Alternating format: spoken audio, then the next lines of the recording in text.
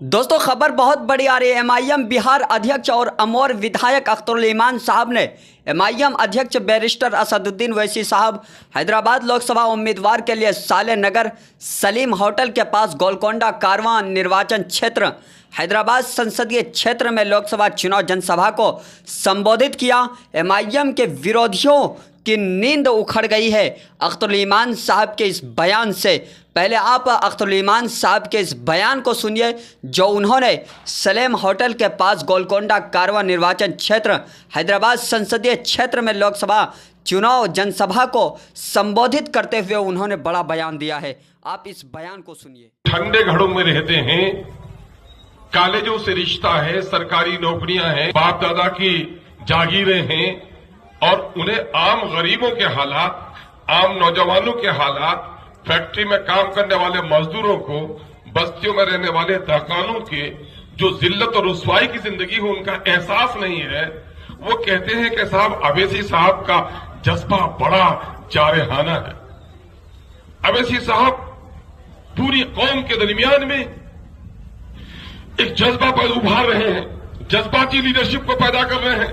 ये मुनासिब अमल नहीं है। मैं क्या कहूं ऐसे दानिश्वरों को कि आपको अपनी दानिश्वरी का एहतसाब करना चाहिए। कौमों के सामने में कभी कभी ऐसे हालात आते हैं कि उनको अपनी ताकत का इजहार करना लाजिम हो जाता है। दुनिया में अकड़ के चलने के लिए मना किया गया है, जमीन पे अकड़ के मत चलो। लेकिन दुनिया में सबसे बेशकीमत जमीन काबा बैतुल्लाह की है। जब कुफार और मुशरिकीन पर यह भरम आया कि अब मुसलमानों में मदीने में जाकर वो ताकत नहीं, तो प्यारे मिस्कीन बनकर न करो बल्कि रमल करो कि दुश्मनों पर हैबत तारी हो जाए। और उस सियासी रमल को अगर कोई आज कर रहा है तो बिला सुबह बैरिस्टर असदुद्दीन ओवैसी कर रहा है। 1857 की तारीख याद होनी चाहिए। मैं दानिश्वर हजरात को देख रहा हूं।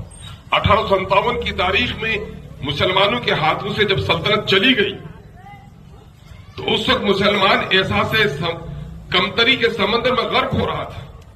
और उस वक्त अंग्रेजों ने जो अपना हुक्मरानी का जज्बा था उससे बढ़कर अपने तालीमी निजाम को उसने हावी किया।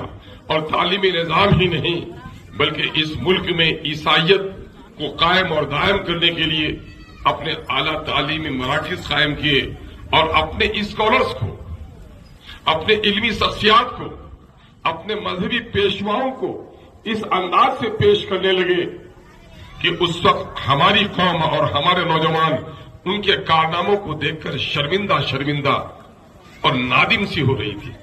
ऐसे वक्त में अल्लाह की रहमत करे अल्लामा शिबली अलैहिर्रहमा को। शिबली ने कहा तुम उनको देख के घबरा रहे हो। आपने अल फारूक लिखा, अल मामून लिखा कि देखो तुम्हारे जो हीरोज हैं, तुम्हारी जो इल्मी शख्सियात हैं, तुम्हारी जो मजहबी शख्सियात हैं उनके भाषण के बराबर ये नहीं है। और उस वक्त अपने लोगों के बारे में पढ़कर हमारे नौजवानों के दरमियान में जिनका नफ्स डूब रहा था उनको नया हौसला मिला।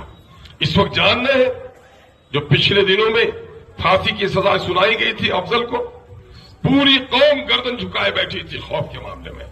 और ऐसे वक्त में अगर बरमला एहसास कमतरी में डूबती हुई कौम को अगर किसी ने उठाया तो बैरिस्टर असदुद्दीन ओवैसी ने कहा कि जालिमों को सजा दो, मुझे उससे इनकार नहीं है, लेकिन पहले जिसकी बारी थी तुमने उसको सजा न देकर इंसाफ का खून किया है।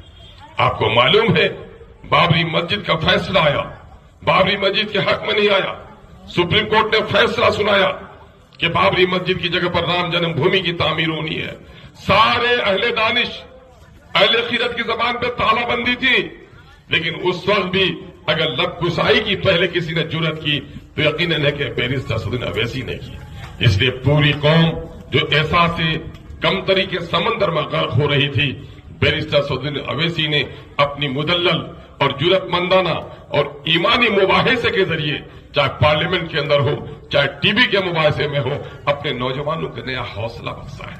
और यह हौसला हम लोग कभी कहते हैं कि पुलिस एक्शन के बाद शहर हैदराबाद में मुसलमानों में अपनी सियासी क़यादत का ख्वाब चकनाचूर हो गया था।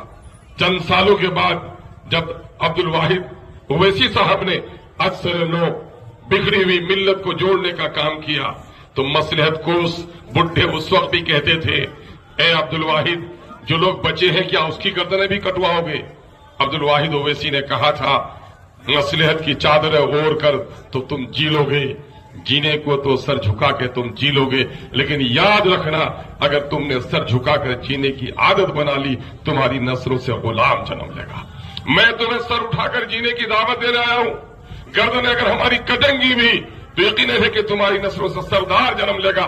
तय कर लो कि अपनी नस्लों में सरदार जन्म देना चाहते हो या गुलामों को जन्म देना चाहते हो। अल्लाह का शुक्र है, उसकी जुर्रतमंदी का नतीजा है कि आज उनकी नस्ल के इन दोनों साहबजादों ने पूरे मुल्क को एक नई रोशनी दी है। इसकी कदर करना हमारा और आपका फरीजा है। आइए हम और आप अहद करें कि हम सब कुछ लुटा सकते हैं लेकिन अपनी गर्दन नहीं झुका सकते। यकीन जानो, रिश्तेदार बड़े अमीर और कबीर हों, इंतकाल कर जाएं, बच्चा यतीम नहीं होता। बच्चा जब भी यतीम होता है बाप के इंतकाल के बाद होता है, और कौमें उस वक्त यतीम होती हैं जो क़यादत से महरूम होती हैं। अपनी इस यतीम मिल्लत को अगर क़यादत देने के लिए कोई शख्स आया है तो उसका सरापा एहसानमंद होना चाहिए।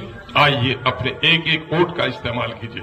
यकीनन है फतह यकीनी मालूम पड़ती है, लेकिन आपको ज्यादा हौसले से, ताकि दुश्मनों का हौसला पस्त हो जाए, फिर कोई इसके सामने में आंखों में आग डालकर नॉमिनेशन करने की हिम्मत न करे। आज पूरा हिंदुस्तान और पूरी मजलूम आबादी बड़ी उम्मीद की नजरों से आपकी तरफ देख रही है। आज दलितों की जो आबादी है, आज अगर उनको बस चले तो बैरिस्टर ओवैसी को भगवान कह डालें, लेकिन ओवैसी साहब को मैंने देखा है झुक के भी सलाम करता है तो झुकने नहीं देते। कहते हैं तुम और हम तो एक ही माँ बाप की औलाद हो, तुम्हारे और हमारे खून में कोई फर्क नहीं है, तुम्हारी इज्जत करना हमारा हिस्सा है, तुम्हारे साथ जो जुल्म हो रहा है उसके लिए भी लड़ना मेरा फरीजा है। आइए हम सब मिलकर मजलूम आबादी जो हिंदुस्तान की है, भले ही हिंदुस्तान का सियासी दारुसल्तनत दिल्ली हो, लेकिन हिंदुस्तान के मजलूमों, मखूरों और महरूमों का जो सियासी दारुसल्तनत है वो शहर हैदराबाद है। इसलिए पूरी उम्मीद के साथ मजलूम आबादी आपकी तरफ देख रही है। आप बड़ी होशियारी के साथ अपनी माँ और बहनों से भी मैं कहूंगा, मेरी माँ और बहनों, नेक बेटियों, इस वक्त जोहद यही है, जिद्दोजहद वही है। वो जिहाद नहीं करना है, बल्कि जमहूरियत में जो सबसे बड़ा जिहाद है वोट का जिहाद है। नवाफिल तर्क कर देना, नमाजों की जमात से न पढ़ने का मौका मिले तो अपने आलिमों से पूछ लेना। ये वक्त सियासी जंग का है, अपने एक एक वोट का इस्तेमाल करना। यकीन जानो वोट अमानत है, वोट अमानत है तो अमानत को अहले अमानत के हवाले किया जाना चाहिए। वोट शहादत है तो शहादत को छुपाना जुर्म है, शहादत को अदा करनी चाहिए।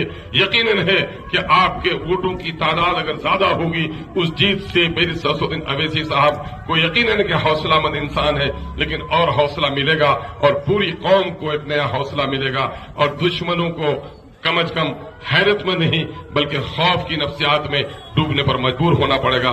हमें उम्मीद है मेरी गुजारिश से ज्यादा आप करते हैं और करेंगे जरूर।